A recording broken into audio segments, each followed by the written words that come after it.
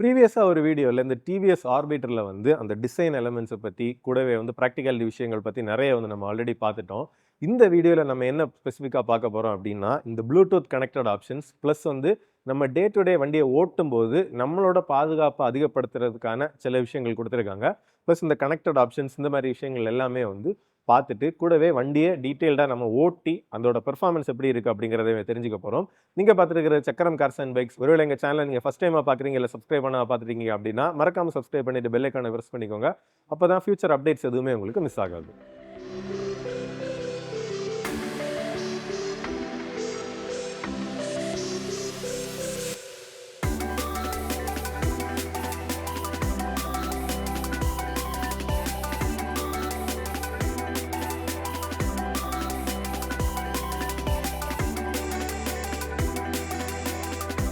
இப்போ இந்த டிவிஎஸ் ஆர்பிட்டர்ல இருக்கக்கூடிய சேஃப்டி ரிலேட்டட் விஷயங்கள ஃபர்ஸ்ட் வந்து பார்ப்போம். ஒண்ணு என்ன அப்படின்னா, நம்ம ஒரு இடத்துல வந்து ஒரு ஏத்தமான இடத்துல வந்து ஏறி போறோம்.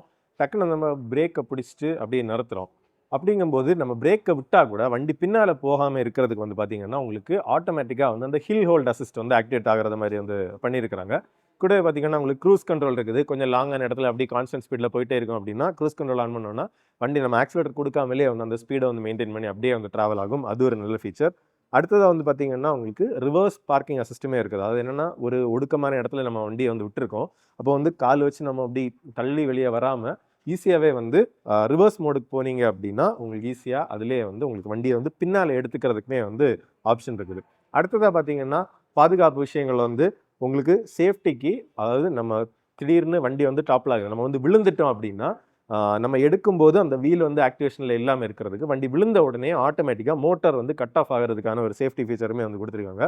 பிளஸ் இந்த கிராஷ் ஆகும்போது யாருக்காவது சேஃப்டி அலர்ட்ஸ் அனுப்பணும் அப்படின்னா வந்து அத அலர்ட் பண்ணிக்கலாம். ஜியோ ஃபென்சிங், அதாவது ஒரு வரைமுறைய விட்டு வண்டி வெளிய போகுது அப்படின்னா, அதுக்கு வந்து அந்த வார்னிங் குடுக்கறது. பிளஸ் வந்து ஆன்டி தெஃப்ட் அலர்ட், அதாவது திருட்டு அந்த மாரி ஏதாவது நடக்குது அப்படின்னா, அதுக்கான அலர்ட்ஸ் இந்த மாரி விஷயங்கள் எல்லாமே வந்து குடுத்துருக்காங்க. பிளஸ் ஐடிசி அந்த டெஸ்டட் ரேஞ்ச் பார்த்தீங்கன்னா 158 கிலோமீட்டர். அதே நேரத்துல ரியல் டைம்ல ஒரு 110லிருந்து 115 கிலோமீட்டர் வந்து உங்களுக்கு ரேஞ்ச் கிடைக்கிறது மாரியுமே வந்து குடுத்துருக்காங்க. பிளஸ் இந்த கனெக்டடா இருக்கக்கூடிய இந்த ப்ளூடூத் இன்ஸ்ட்ருமென்ட் கிளஸ்டர்ல பார்த்தீங்கன்னா, உங்களுக்கு turn by turn navigation, distance to empty, அதாவது இருக்கிற சார்ஜுக்கு வந்து இன்னும் வண்டி எவ்வளோ கிலோமீட்டர் வந்து ஓடும் அப்படிங்கிறது மாதிரியான விஷயங்கள். பிளஸ் வந்து இப்போ ஃபோனை ஃபுல்லாக கனெக்ட் பண்ணி வச்சுக்கிட்டீங்க அப்படின்னா, உங்களுக்கு ஃபோனில் வரக்கூடிய கால்ஸுக்கான அலர்ட்ஸ், பிளஸ் வந்து உங்களுக்கு பேட்டரியோட ஸ்டேட்டஸ், அந்த லைவ் லொகேஷன் ஆக்சஸ், பிளஸ் வந்து உங்களுக்கு அந்த சர்வீஸ் ரிமைண்டர், இந்த மாதிரி விஷயங்கள் எல்லாமே வந்து உங்களுக்கு ரெகுலராக உங்களுக்கு மொபைல் ஆப்லேயே வந்து நீங்கள் பார்த்துக்கிறது மாதிரியா நிறைய ஃபீச்சர்ஸ் வந்து உங்களுக்கு கொடுத்துருக்காங்க. மற்றபடி வண்டியோட அந்த ஸ்டோரேஜ் விஷயங்கள், ப்ராக்டிகாலிட்டி விஷயங்கள் எல்லாமே வந்து இதுக்கு முந்தின வீடியோவில் நாங்கள் டீட்டெயிலாக எக்ஸ்பிளைன் பண்ணியிருக்கோம். அந்த வீடியோவோட லிங்க்குமே வந்து பார்த்தீங்கன்னா டிஸ்கிரிப்ஷனில் இருக்கும். மறக்காமல் அந்த வீடியோவே பாருங்கள். இப்போ நம்ம வண்டியை ஓட்டி பார்ப்போம். இப்போ நம்ம இந்த டிவிஎஸ் ஆர்பிட்டரை வந்து டெஸ்ட் ரைட் பண்ணுவோம். உங்களுக்கு ஸ்டார்ட் பண்ணுறதுக்கு ஆக்சுவலி எப்படி அப்படின்னா, இப்போ கீயை போட்டுட்டோம், மேனுவல் கீ தான் ஆன் பண்ணிட்டோம், மோட்டர் கனெக்ட் ஆகிடுச்சு. இப்போ இதில் வந்து ப்ரெஸ் பண்ணிவிட்டு நம்ம பிரேக்கை ப்ரெஸ் பண்ணிவிட்டு இதை ப்ரெஸ் பண்ணோம் அப்படின்னா உங்களுக்கு மோடுக்கு வந்தாச்சு. எக்கனாமி, சிட்டி அப்படின்ட்டு 2 மோடு வந்து இருக்குது. எக்கனாமிலே வந்து ஸ்டார்ட் பண்ணுவோம். உங்களுக்கு பேட்டரியோட கெப்பாசிட்டி பார்த்திங்கன்னா, உங்களுக்கு ஒரு 3.1 kWh இருக்கக்கூடிய ஒரு பேட்டரி பேக் வந்து கொடுத்துருக்காங்க. ஸோ இதில் பார்த்திங்கன்னா மோட்டரோட பவர் வந்து நமக்கு ஐக்யூபை கம்பேர் பண்ணும்போது கொஞ்சம் வந்து கம்மி பண்ணியிருக்காங்க. ஸோ வந்து ஐக்யூபோட அந்த ஒரு பெப்பு நமக்கு இல்லை, பட் நல்ல ஒரு ஸ்மூத்தரான பவர் டெலிவரி வந்து கிடைக்குது. உங்களுக்கு டாப் ஸ்பீடை பொறுத்தவரை உங்களுக்கு 68 km/h வரைக்கும் டாப் ஸ்பீடு வந்து சிட்டி மோடில் வந்து போகும். இப்போ பார்த்திங்கன்னா எக்கனாமிலே வந்து டீசெண்டாக உங்களுக்கு ஒரு புல் இருக்குது. இப்போ 2 பேர் ட்ராவல் பண்ணிங்கன்னா மட்டும்தான் கொஞ்சம் அப்படி ஸ்லோ அண்ட் ஸ்டடியாக இருக்கும். பட் பவர் வந்து சூப்பர் லீனியராக, அது என்னென்னா அந்த ஆக்சிலேட்டர் நம்ம ஓப்பன் பண்ணும்போது அப்படியே ஸ்மூத்தாக அது கனெக்ட் ஆகிற விதம் அதெல்லாமே வந்து ரொம்ப சூப்பராக இருக்குது. இப்போது எக்கனாமி மோடு எனக்கு தெரிஞ்சு தாராளமாக போதும். ரியல் டைம் ரேஞ்ச் அப்படின்னு பார்க்கும்போது எக்கனாமி மோடில் நமக்கு ஒரு 110லேருந்து ஒரு 115 கிலோமீட்டர்ஸ் வந்து ரியல் டைம் ரேஞ்ச் கிடைக்கும். இப்போது எக்கனாமி மோடில் மேக்ஸிமம் ஒரு 46 கிலோமீட்டர் ஸ்பீடு வந்து நமக்கு போகுது. இப்போ ப்ரெஸ் பண்ணி சிட்டி போட்டோம் அப்படின்னா இம்மீடியட்டாக வந்து இந்த ஸ்பீடு ஏறுது. சிட்டியில் வந்து சூப்பராக இருக்குது, நல்ல ஒரு பெப் இருக்குது. இப்போ அதில் சிட்டி மோடில் பார்த்திங்கன்னா உங்களுக்கு ரேஞ்ச் அப்படிங்கிறது 83% உங்களுக்கு சார்ஜ் இருக்குது. டிஸ்டன்ஸ் டு எம்டியில் வந்து ஒரு 81 காமிக்குது. கொஞ்சம் மீடியமான ஸ்பீட்ஸில் நம்ம ஓட்டணும் அப்படின்னா அப் டு ஒரு 90-95 வரைக்கும் வந்து நம்ம சிட்டி மோட்லேயே வந்து நமக்கு ரியல் டைம்லேயே ரேஞ்ச் எடுத்துக்கலாம். ஸோ அதுதான் வந்து அதோட ஓவரால் அந்த பேட்டரியோட கெப்பாசிட்டி அப்படின்னு வந்து சொல்லணும். மற்றபடி சிட்டியில் யூஸ் பண்ணுறதுக்கும் அந்த மேனுவரபிலிட்டி எல்லாமே சூப்பராக இருக்குது. முக்கியமாக என்ன அப்படின்னா, மற்ற ஸ்கூட்டர்ஸ் அளவுக்கு வந்து ரோடு அண்டிலேஷன்ஸ் நமக்கு வந்து தெரியலை. ரோட் அண்டிலேஷன்ஸ் இந்த சென்ஸ் சின்ன சின்ன இந்த பிட்டர் பேட்டராக இருக்கக்கூடிய அந்த இடங்கள் எல்லாமே வந்து மற்ற ஸ்கூட்டர்ஸோட கேஷுவல் நம்மளால் கடந்து போக முடியுது. ஏன் அப்படின்னு பார்த்தீங்கன்னா உங்களுக்கு ஃப்ரண்ட்டில் வந்து அந்த 14 இன்ச் வரக்கூடிய அந்த வீல்ஸ் கொடுத்துருக்கிறதுனால பெட்டரான அந்த பம்ப் அப்சார்ப்ஷன் நமக்கு இருக்குது. ஸோ ரொம்ப வந்து நம்மளை பாதர் பண்ணாமல் சூப்பராக அது வந்து அப்படியே உங்களுக்கு ரோடோடைய அதாவது டயர் அப்புறம் வீலோடைய வந்து அது கண்ட்ரோல் ஆகி போயிடுது. இப்போ பார்த்தீங்கன்னா மேக்ஸிமம் ஆக்சிலரேஷனில் அப்படி ஸ்பீடு நம்ம போயிட்டுருக்கோம், 68 டாப் ஸ்பீடு அப்படியே வந்து போயிட்டுருக்கோம். வண்டி நல்லா ஸ்மூத்தாக இருக்குது. அதுக்கப்புறம் பார்த்தீங்கன்னா சஸ்பென்ஷன் உண்மையிலே சூப்பர் கம்ஃபர்டபுள். ரியர்லேயுமே வந்து அந்த ஸ்ப்ரிங் டைப் சஸ்பென்ஷன் உங்களுக்கு சூப்பராக கொடுத்துருக்காங்க. அதுவுமே வந்து நல்ல சாஃப்டாக குஷனியாக நமக்கு நல்ல ஒரு ரைடு கம்ஃபர்ட்டாக மேக்ஸிமம் கொடுக்கறதுக்கு சூப்பராக இருக்குது. மற்றபடி எர்கனாமிக்ஸ் வந்து பார்த்திங்கன்னா அப்படி நீட்டாக பர்ஃபெக்டாக அப்ரைட்டாக நேராக நிமிர்ந்து உட்காந்து அப்படி ஓட்டுற மாதிரி இருக்குது. அதனால் நமக்கு அந்த ரைடிங் பொசிஷன் அதாவது நம்ம பாடியோட போஸ்டர் கரெக்டாக இருக்கிறதுனால எந்த விதத்துலேயும் ஒரு கஷ்டம் வந்து நமக்கு உடம்புக்கு தெரியாத அளவுக்கு சூப்பராக வந்து இருக்குது. ஸோ அது ஒரு நல்ல விஷயம்தான். மற்றபடி ஹேண்ட்லிங் அப்படின்னு பார்க்கும்போது கூட உங்களுக்கு நல்லா தான் இருக்குது. என்ன அப்படின்னா சின்ன சின்ன இடங்களில் வந்து நம்ம கார்னரெல்லாம் எடுத்தால் கூட ரொம்பவே ஈஸியாக நம்ம நினச்சது மாதிரி ஹேண்டில் ஆகுது. அந்த மிட் கார்னரில் கூட அதாவது திருப்பும்போது கூட ஒரு இடம் வந்து ரொம்ப உடஞ்சி இருந்துச்சு ரோடு, அதில் கூட ஸ்மூத்தாகவே ஹேண்டில் ஆகுது. ஸோ அந்த ரைடு எக்ஸ்பீரியன்ஸ் ரொம்பவே நல்லா இருக்குது. அடிக்குவேட்டான பவரோட நல்ல ஒரு ரேஞ்சோட நீங்கள் ஒரு ஈவி பார்த்துட்ருக்கீங்க அப்படின்னா கண்டிப்பாக அது ஒரு நல்ல சாய்ஸாக தான் வந்து நமக்கு இருக்கும். அதில் எந்த டவுட்டுமே வந்து இல்லை. நல்ல ஒரு ரைடு எக்ஸ்பீரியன்ஸ் நமக்கு கொடுக்குது, அதில் டவுட்டே இல்லை.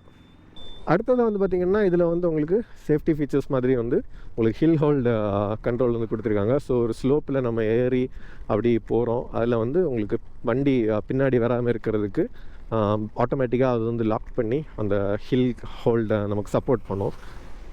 வண்டி பின்னாடி வந்து நம்ம சின்னதாக பேனிக் ஆகாமல் நம்மளை சேஃபாக வந்து பாதுகாப்பாக வச்சுப்போம். இப்போ க்ரூஸ் கண்ட்ரோலுமே வந்து கொடுத்துருக்காங்க. அது எப்படி ஒர்க் ஆகுது அப்படிங்கிறதையுமே வந்து பார்ப்போம். இப்போ கொஞ்சம் ஸ்ட்ரைட்டான ஒரு ரோடுக்கு போகும்போது இப்போ பார்த்திங்கன்னா ஒரு 45 இப்போ நம்ம வந்து ப்ரெஸ் பண்ணோன்னா க்ரூஸ் ரெடி அப்படின்னு காமிக்குது. அடுத்து திருப்பியும் வந்து ஒர்க்கவுட்டை ப்ரெஸ் பண்ண உடனே அதாவது சிஸ்டம் ஆன் ஆகிடுச்சு. அடுத்து திருப்பியும் ஒர்க்காக ப்ரெஸ் பண்ணோன்னா க்ரூஸ் ஆக்டிவேட் ஆகிடுச்சு. இப்போ 50 km/h ஸ்பீடு நம்ம லாக் பண்ணியாச்சு. அப்படியே வந்து வண்டி போயிட்டே இருக்குது. ஸோ அப்படி நான் ஹேண்டில்லேருந்து கை எடுக்காதீங்க. நான் ஹேண்டில்லேருந்து எதுக்காக கை எடுத்தேன் அப்படின்னா நான் வந்து ஆக்சிலேட்டர் கொடுக்காமலே அந்த ஸ்பீடை அது மெயின்டைன் பண்ணுது அப்படிங்கிறத டெமான்ஸ்ட்ரேட் பண்ணுறதுக்காக தான். பட் நம்ம ரியல் டைமில் அது பண்ணக்கூடாது. நம்ம ஆக்சிலேட்டரில் சும்மா அது ஹேண்டில் பாரில் சும்மா கையை வச்சுருந்தா போதும், அப்படியே க்ரூஸ். ஆக்சுவலி இது ஷாக்கிங்லி ரொம்ப பெனிஃபிஷியலாக தான் இருக்குது. என்னென்னா நான் நினச்சேன்னா ஹைவேல போகும்போது யூஸ் ஆகும் அப்படின்ட்டு. இப்போ இந்த ஏரியா பார்த்திங்கன்னா நாகர்கோவில் டவுனுக்கு வரக்கூடிய ஏரியா, அதாவது அந்த திருப்பதி சாரம் அந்த மாதிரி ஹவுசிங் நிறைய இருக்கக்கூடிய ஏரியாவிலேருந்து நாகர்கோவிலுக்கு வரக்கூடிய ஏரியா.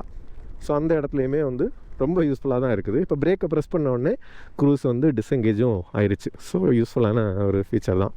ரொம்பவே நல்லா இருக்குது ஆக்சுவலாக அந்த ரைடு. இந்த மாதிரி அவங்க ஃபீச்சர்ஸும் கொடுத்து எல்லாமே வந்து பண்ணியிருக்கிறது. இன்னொரு சின்ன ஃபீச்சரையுமே வந்து நம்ம இந்த ஆர்பிட்டரில் கொடுத்துருக்கிறத வந்து பார்ப்போம். அதுதான் என்ன அப்படின்னு பார்த்திங்கன்னா பார்க்கிங் அசிஸ்ட்.